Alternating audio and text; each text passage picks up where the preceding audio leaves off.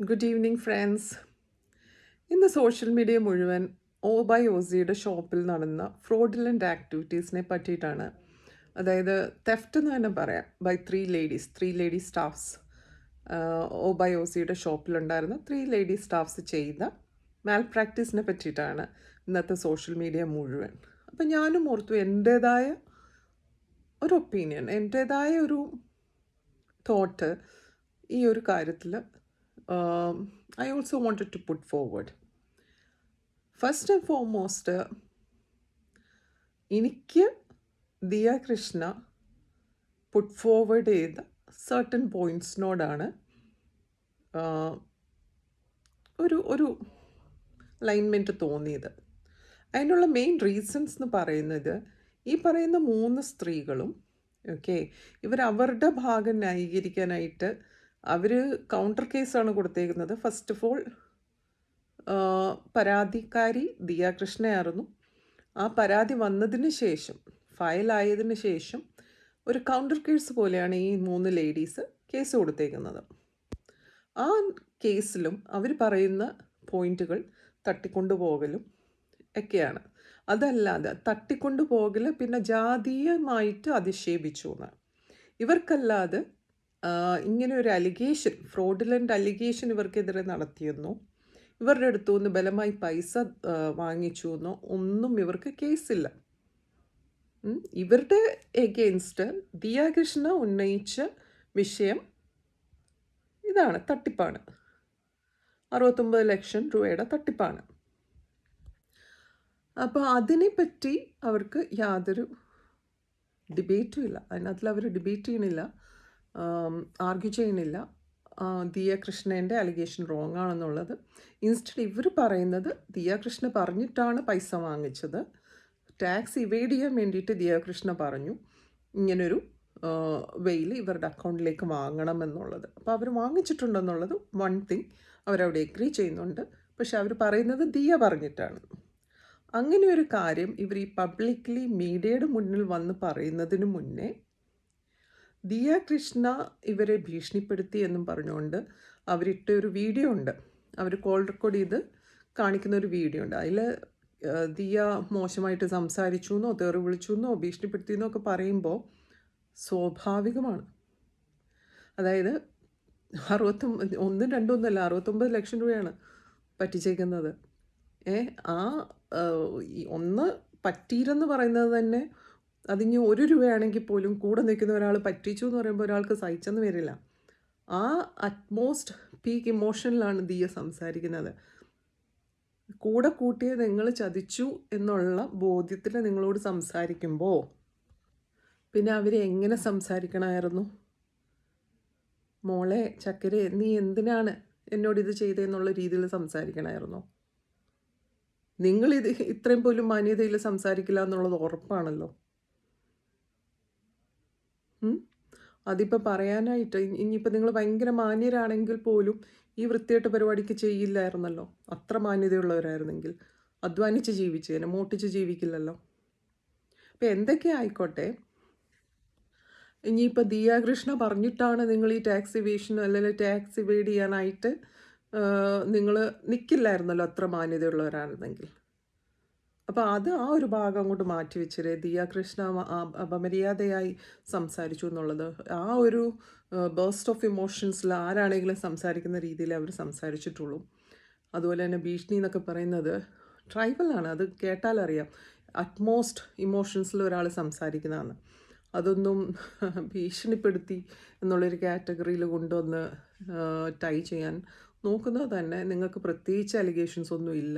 ഇതൊക്കെ പറഞ്ഞ് ജാതീയ കാർഡ് കളിക്കുന്നത് തന്നെ അത്ര ജാതീയമായിട്ട് ഇവർക്ക് നിങ്ങളോട് പ്രശ്നം ഉണ്ടായിരുന്നത്, നിങ്ങളെ ഫസ്റ്റ് ആൻഡ് ഫോർമോസ്റ്റ് ഒരു സ്റ്റാഫായിട്ട് അവിടെ നിയമിക്കില്ല.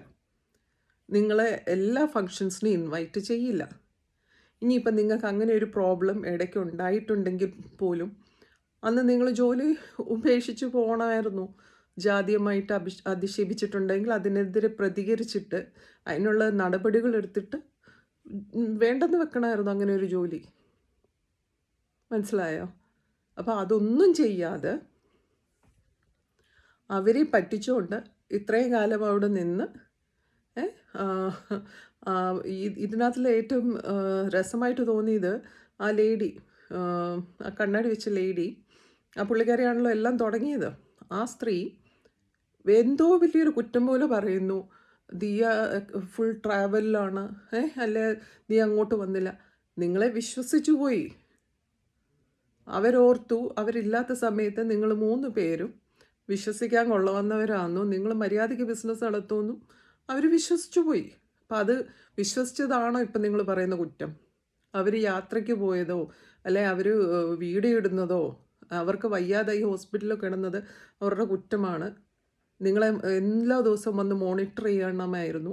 എന്നാൽ ഞങ്ങൾ കള്ളത്തരം കാണിക്കാതെ മര്യാദയ്ക്ക് ജോലി ചെയ്തേനെ എന്നാണോ നിങ്ങൾ പറയുന്നത്? അപ്പം എന്താണ് നിങ്ങളുടെ വാല്യൂസ്? എന്തൊക്കെയാണെങ്കിലും ഞാൻ പറയുന്നത് എൻ്റെ അഭിപ്രായം. എന്തെങ്കിലും മിസ്റ്റേക്കുകളുണ്ട് ഞാൻ സംസാരിക്കുന്നതിൽ നിന്നുള്ളത് എനിക്കറിയില്ല. ഞാൻ കേൾക്കുന്നവർക്കേ അറിയുള്ളൂ. എന്തെങ്കിലും ഉണ്ടെങ്കിൽ പറയുക, തിരുത്താം. പക്ഷെ എന്നാൽ ഇത് കേൾക്കുമ്പോൾ ഉണ്ടല്ലോ, ഒരു കേൾക്കുന്ന എനിക്ക് പോലും, കാരണം ഞാനും ഒരു ചെറിയൊരു ഓൺട്രപ്രണറാണ്.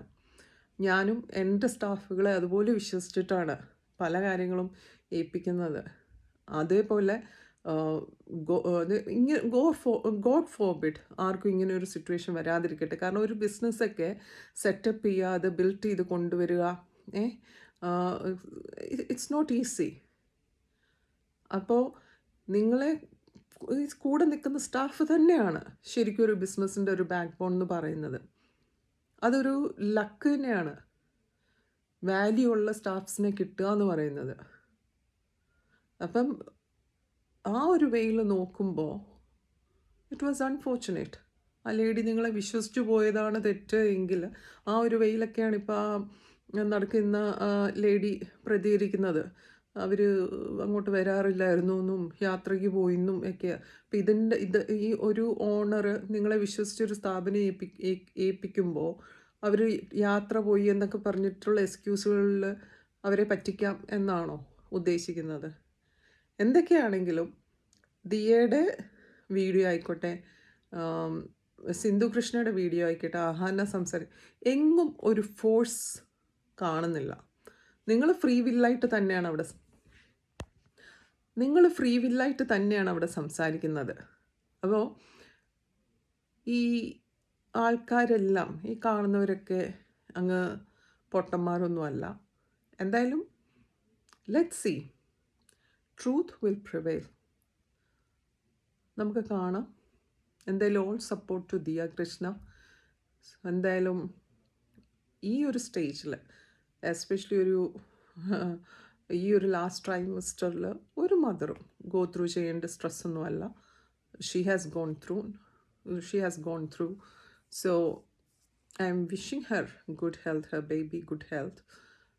ഈ സ്ട്രെസ്സൊക്കെ മാറ്റുക. ഞാൻ ദിയൻ്റെ ഒരു വീഡിയോ കണ്ടു, വേ ഷീ സേസ് നൗ ഇത്തിരി കൂടെ കാമാണ്. തെറ്റ് ചെയ്തവർ സ്ട്രെസ് എടുക്കട്ടെ. Very true. തെറ്റ് ചെയ്യാത്തവർ എന്തിനും സ്ട്രെസ് എടുക്കണം? അപ്പം go forward and definitely truth will win. And it's sad. നമ്മൾ ഏറ്റവും കൂടുതൽ വേദന തോന്നുന്നത് ഏറ്റവും വിശ്വസിച്ചവർ ചതിക്കുമ്പോഴാണ്. And it's unfortunate. And all these 3 ladies, അവർക്ക് മനസാക്ഷി എന്ന് പറയുന്നതുണ്ടെങ്കിൽ ഇനിയെങ്കിലും ഇങ്ങനെയുള്ള വൃത്തികേടുകൾ കാണിക്കാണ്ട് അധ്വാനിച്ച് ജീവിക്കാം. അത്രേ എനിക്ക് പറയാനുള്ളൂ. May be I will sound so one sided. കാരണം എനിക്ക് സോഷ്യൽ മീഡിയ കൂടെ ഇപ്പം ഓബയോസിയുടെ കസ്റ്റമർ സർവീസിനെ പറ്റിയിട്ടൊക്കെ കുറേ ഇതിനു മുന്നേ ഞാൻ പല വീഡിയോസും ഞാൻ കണ്ടിട്ടുണ്ട്, കംപ്ലൈൻ്റൊക്കെ ആൾക്കാർ പറയുന്നത്. അപ്പോൾ അന്ന് എനിക്ക് അതിനെപ്പറ്റി വലിയ ക്ലാരിറ്റി ഇല്ലായിരുന്നു. അപ്പോൾ ഞാൻ ചിന്തിക്കുകയും ചെയ്തിട്ടുണ്ട്. ഒരു ബിസിനസ്സിൻ്റെ എസ്പെഷ്യലി സോഷ്യൽ മീഡിയയുടെ കാലമാണ്. ഒരു റിവ്യൂ മതി, ഒരു നെഗറ്റീവ് റിവ്യൂ മതി നമ്മുടെ ക്രെഡിബിലിറ്റിയെ ബാധിക്കാൻ ഇൻ ബിസിനസ്. അപ്പം ഇതെന്തുകൊണ്ട് ശ്രദ്ധിക്കുന്നില്ല എന്നൊക്കെ ഞാൻ ചിന്തിച്ചിട്ടുണ്ടായിരുന്നു. Now I got the answer. Hopefully